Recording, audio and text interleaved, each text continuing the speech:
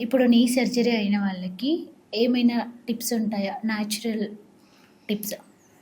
అంటే యూజువల్లీ నీ సర్జరీ అయిన తర్వాత మేజర్‌గా 1 మంత్ ఈజ్ వెరీ క్రూషియల్ అండి. అంటే 1 month 15 days is very crucial. ఆ ఓహ్! పీరియడ్‌లో ఎందుకంటే మనం సర్జరీ చేస్తాం గదా! మజిల్స్ అని ఇవన్నీ.